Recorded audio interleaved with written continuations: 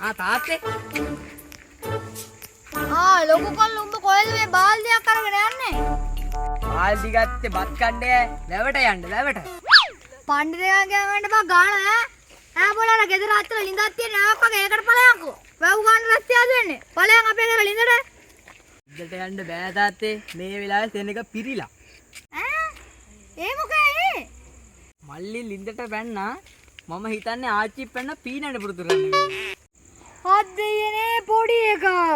මොනවා කරගෙනද දන්නේ? ආච්චි මල්ලි පස්සේ පැන්නුවා.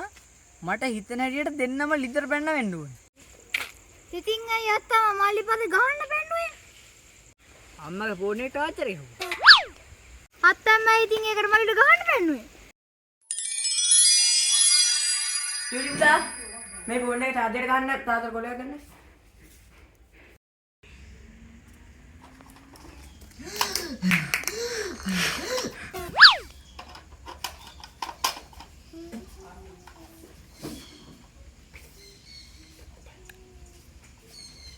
A few moments later. මද්දයනේ මේ ඔක්සිජන් බටේ නේද ගලවලා තියෙන්නේ. අනේ මගේ මිනිහා මැරිලා නේ. අනේ මගේ මිනිහා මැරිලා නේ. අනේ මිනිහා නේද මේ මැරිලා ඉන්නේ අනේ. අනේ ටොටා. අනේ මිනිහා මැරිලා.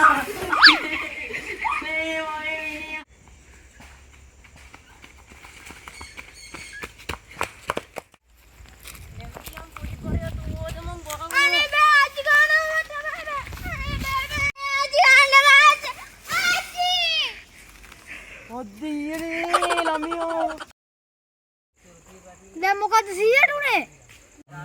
100 මලානේ. අනේ මගේ තාත්තා. අන්න අම්මත් පොලිසියට ගියා. අම්මා බං ඇයි පොලිසියට ගියේ?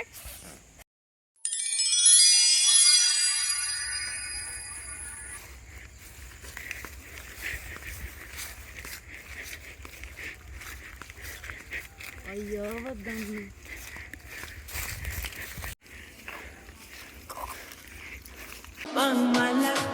පොලි වැඩක් නැහැ තාත්තා ගෙදරින්ම ඉන්නේ.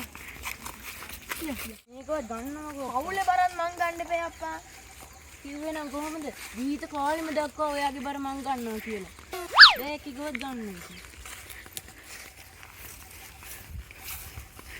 නගින් නැද්ද?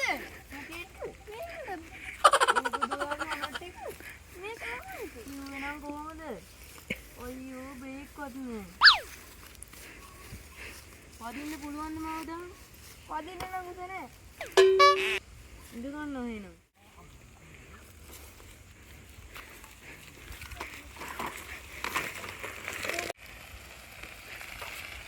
හැන්ඩල් එක හැරෙන්නේ නැහැ දුදු. මේ වල අයියෝ. අයියෝ.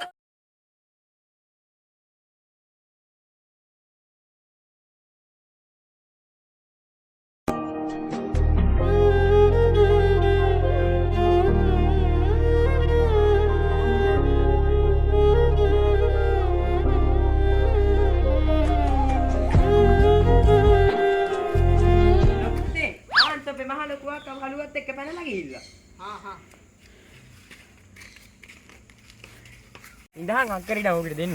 ඇයි යන්නේ? දෙයනේ ලොකු දෝනි. මෙතර දෙයක් වෙනකන් තෝ කොහෙද හිටියේ බෝලේ? මම වත්තේ කජු පුච්චර ගමන් හිටියේ. අයියම්මා පුතා.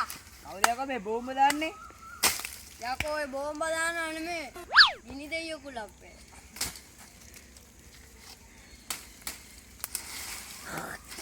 සිත මන්ට වගේ පුච්චලා ගනින්.